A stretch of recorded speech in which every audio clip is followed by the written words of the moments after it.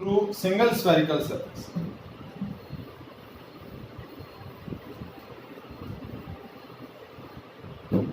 मान्या exam कब है आपका?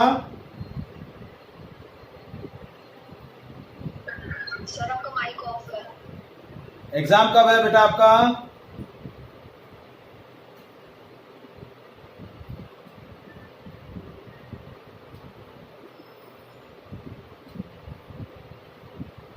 हाँ जी बेटा,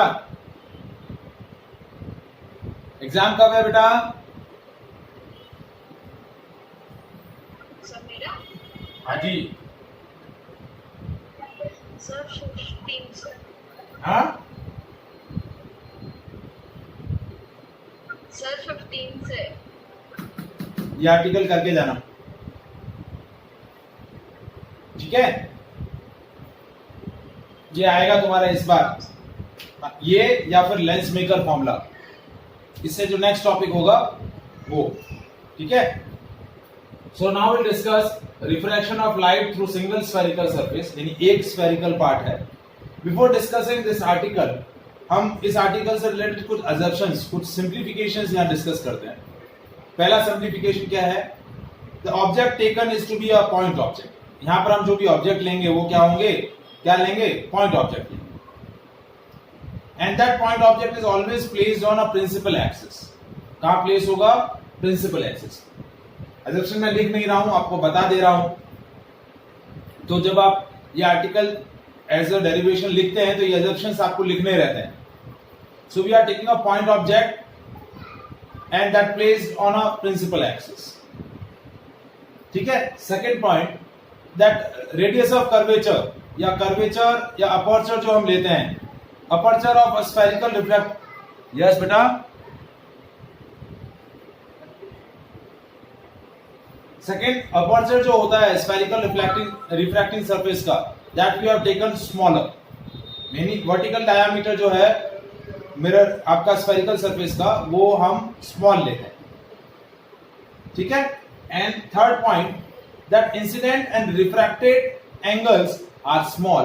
तो जब आप एंगल स्मॉल लेंगे, they makes incident ray and refracted ray makes a small angle with the normal और विद द प्रिंसिपल एक्सिस। तो जो हमने रियल और एपरेंट डेप्थ के अंदर जो लॉजिक यूज किया था कि sine I and tan R is equal and sine R and sine I and tan I is equal and sine R is equal to tan R, क्योंकि जब angle small रहते हैं तो साइन और tangent जो है वो इक्वल रहते हैं। तो ये तीन अजम्पशंस हैं जो आपको ध्यान में रखने हैं ड्यूरिंग दिस आर्टिकल। अब हम एक कन्वेक्स स्फेरिकल सरफेस सेलेक्ट कर रहे हैं, ये ए,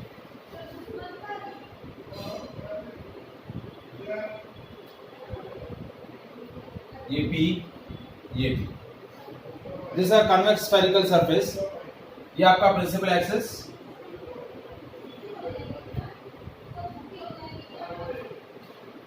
now we are taking a point object which is placed on a principal axis। ये पॉइंट ऑब्जेक्ट लिया, पॉइंट ऑब्जेक्ट जो है वो प्रिंसिपल एक्सिस पे लिया है, एंड द लाइट रे is coming from object and incident on a spherical surface. यहां पर इंसिडेंट हुई। अब ये देखिए, ये नॉर्मल है। नॉर्मल हमेशा कहां से पास होता है? सेंटर ऑफ कर्वेचर से। कहां से पास होगा?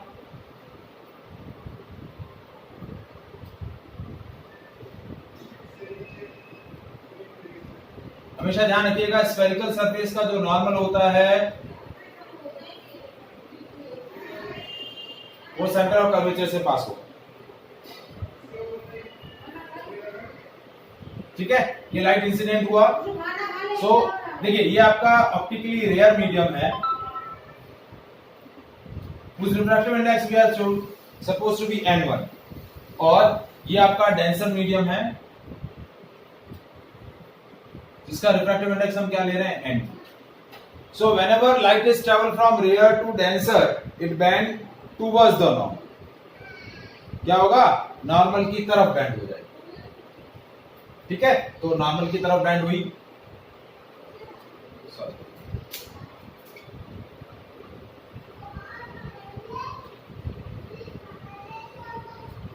ये नॉर्मल की तरफ में, और एक लाइट रे यहां से सीधा गया ऐसे,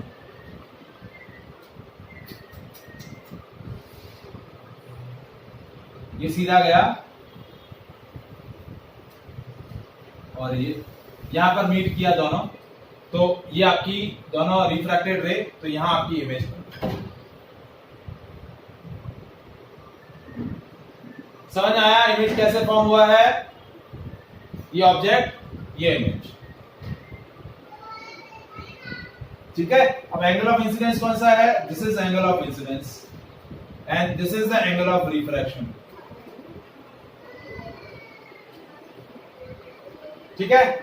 This is the angle made by object with the principal axis which we have taken alpha. Angle made by the normal with the principal axis that we have taken gamma, और ये angle formed by image with the principal axis that we have taken beta. ठीक है, ये आपका centre of curvature है।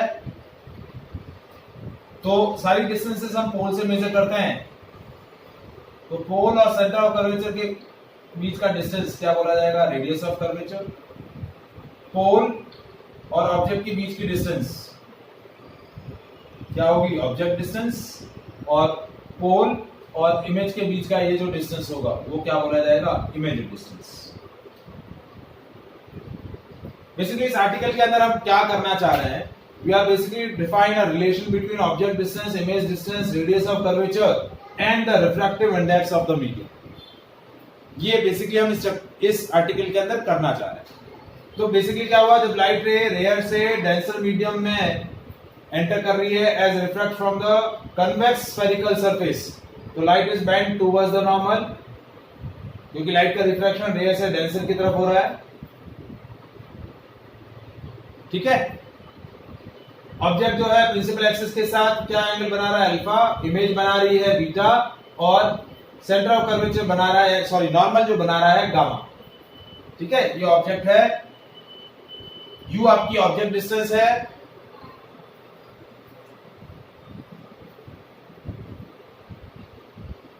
V है image distance, and R is radius of curvature.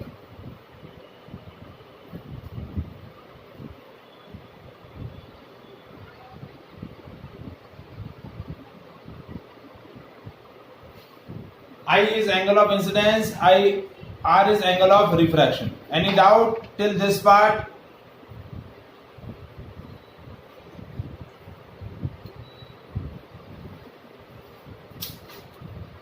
But any doubt till this part?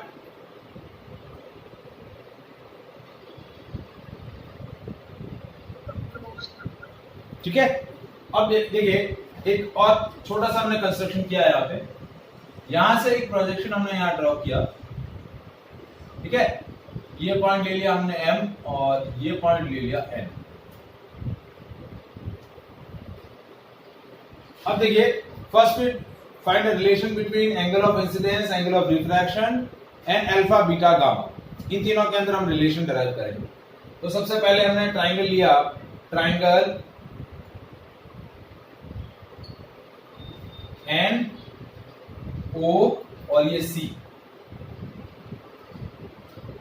Triangle NOC। इस NOC के अंदर ये जो I है वो एक्सटीरियर एंगल है, तो एक्सटीरियर एंगल का सम जो है देखिए NOC, इस एक्सटीरियर इस ट्राइंगल के अंदर I जो है वो एक्सटीरियर एंगल है, और एक्सटीरियर एंगल का सम दो अपोजिट इंटीरियर एंगल्स के सम के इक्वल रहता है। तो I is equal to alpha plus gamma. Is it clear?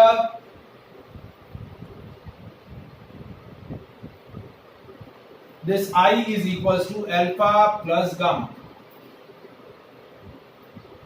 Second हमने ट्राइंगल लिया, ट्राइंगल NCI। तो इसके अंदर ये और ये दोनों इंटीरियर एंगल है, ये एक्सटीरियर एंगल है। तो gamma is equal to R plus beta, तो R is equals to gamma minus beta.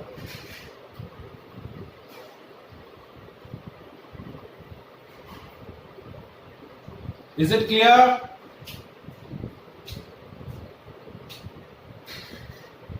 अब हम कैलकुलेट करते हैं अल्फा की वैल्यू।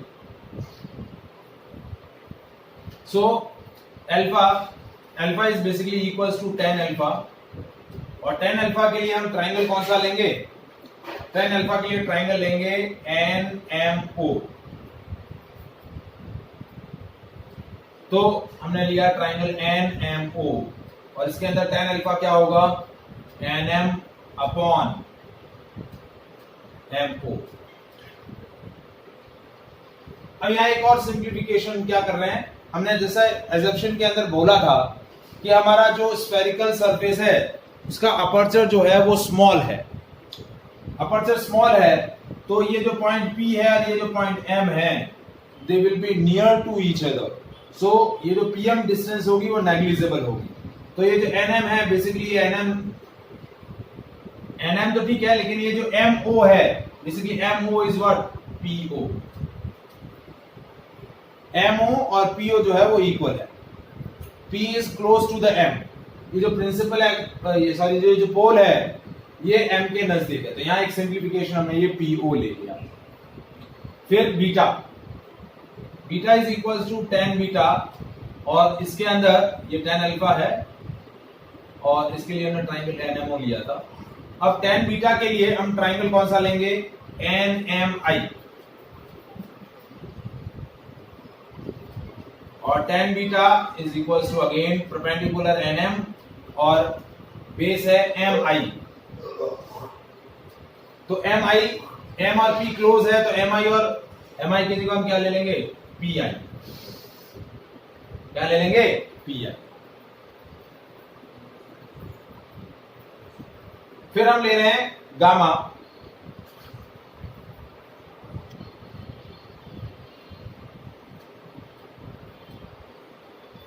ठीक है, गामा के लिए यहां हमने गामा लिया, that is nearly equal to tan gamma, और tan गामा के लिए हम ट्राइंगल ले रहे हैं NMC। तो tan gamma is equal to again NM upon MC। तो MC की जगह हम क्या ले लेंगे? इसको NM अपॉन PC। क्या ले लेंगे? PC। अब देखिए I और R की वैल्यू अल्फा, गामा और बीटा के टर्म में है। तो ये हो गया अल्फा की वैल्यू, ये बीटा की वैल्यू, और ये गामा की वैल्यू। अब देखिए मैं स्नेल्स लॉ अप्लाई कर रहा हूं ना। Apply Snell's law. Sine I को आई लूंगा क्योंकि tan अल्फा, tan बीटा और tan गामा को अल्फा बीटा गामा लिया है, एंगल स्मॉल है। तो देखिए n1 into I is equal to n2 into R. n1 into I is equal to n2 into R. Sine I और sine are की जगह सिंपल आई और आर लिया। क्या लिया? सिंपल आई और आर लिया। अब आई की जगह मैं क्या रखूंगा? Alpha plus gamma. तो n1 into alpha plus gamma, और आर की जगह गामा माइनस बीटा। तो अब ये हटा दिया रिलेशन। n1 इंटू अल्फा की जगह हमने क्या रखा? nm अपॉन PO, और गामा की जगह रखा nm अपॉन PC। अल्फा की जगह रखा nm अपॉन PO, और गामा की जगह रखा nm upon PC is equal to gamma के अंदर हमने रखा nm upon PC minus beta है nm अपॉन PI। अब देखिए दोनों साइड nm है तो nm हटा देते हैं। दोनों साइड क्या है? आपका nm है तो हटा दिया, तो हो गया n1 1 upon PO plus 1 upon PC is equal to n2 1 upon PC minus 1 upon PI।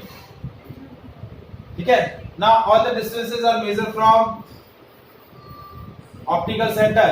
तो PO जो हो गया वो तो हो गया माइनस U, क्योंकि इंसिडेंट रे के अपोजिट डायरेक्शन में। PC हो गया प्लस R, और PI हो गया plus V।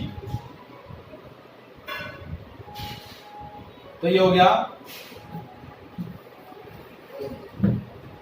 N1 PO minus 1 by U plus 1 by R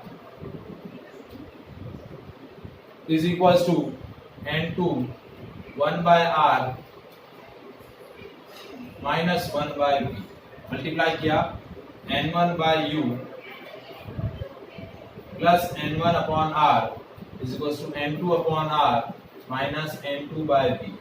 ये N1 by R इधर ले गए, N2 by V इधर ले गए, N2 by V minus N1 upon U is equals to N2 by R minus N1 upon R. तो हो गया N2 by V minus N1 upon U is equals to N2 minus N1 upon R. और ये हमारा final relation है. And this is called refraction through single convex spherical surface. Discuss chapter 9.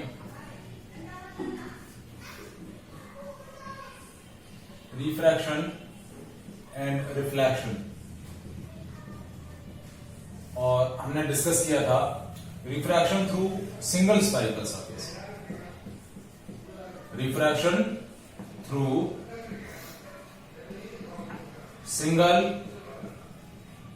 Spherical surface. और हमने formula क्या derive किया था? When we taking a convex spherical surface, हमने ये कन्वेक्स स्फेरिकल सरफेस जब लिया था, ठीक है, तो रियल मीडियम का रिफ्रैक्टिव इंडेक्स हमने कंसीडर किया था N1, डेंसर मीडियम का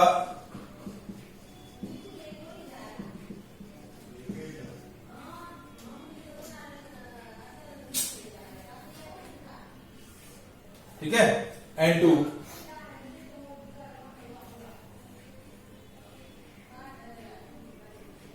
तो फॉर्मूला हमने क्या डिस्कस किया था कि ये ऑब्जेक्ट है, यहां कहीं इसकी इमेज फॉर्म हो रही थी, तो फॉर्मूला था N2 by V minus N1 upon U is equals to N2 minus N1 upon R. N2 by V minus N1 upon U is equals to N2 minus N1 upon R. ये हमने formula derive किया था. तो देखिए ये जो हमने case discuss किया, इसमें हमने क्या डिस्कस किया? Refraction of light through rare to denser. Refraction of light through rare to denser medium. तो फॉर्मूला कुछ इस तरीके से बना, ठीक है.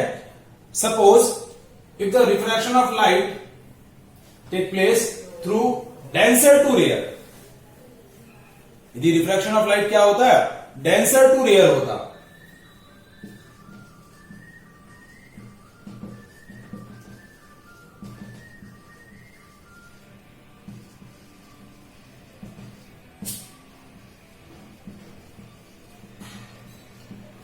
यानी आपका ऑब्जेक्ट जो है वो डेंसर मीडियम में प्लेस रहता और उसका रिफ्रैक्शन रेयर मीडियम में होता, तो फॉर्मूला क्या हो जाता? N1 upon V minus N2 upon U is equals to N1 minus N2 upon R. फॉर्मूले में ये चेंज आ जाता. देखिए चेंज कैसे किया मैंने, क्योंकि इस फॉर्मूले में आप देखिए रेयर मीडियम जो है उसमें आपका ऑब्जेक्ट प्लेस है और डेंसर मीडियम में आपकी इमेज फॉर्म हो रही है. तो refractive index of the medium where image is formed divided by image distance minus refractive index of medium where the object is placed divided by object distance is equals to N2 minus N1 upon R. तो यहां कौन सा medium आया? जहां पर image है, जिस medium में इमेज है. तो आपकी इमेज क्या बन रही है? अब रेयर मीडियम में बन रही है, तो N1 upon V minus N2 upon U, जहां ऑब्जेक्ट है तो N2 upon U is equals to N1 minus N2 upon R.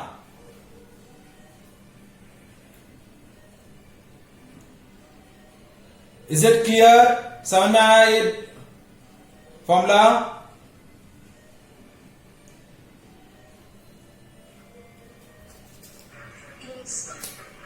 ठीक है, तो देखिए हम इससे रिलेटेड कुछ क्वेश्चंस डिस्कस करते हैं. फर्स्ट क्वेश्चन देखिए,